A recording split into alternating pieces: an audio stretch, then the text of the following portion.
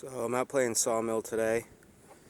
I wanted to show how I go about getting big logs on the mill. This is a good size log right here. This is the thick end, the butt end, right at 24 inches. Go around and measure the other side real quick. So, small side, right about 20, give or take. So, to get a log that big up on this sawmill, it's a lot of work. Show the way I do it real quick. Just take the excavator, drop that thing right on there. Look at that. It's like an 11-foot log, 24 inch.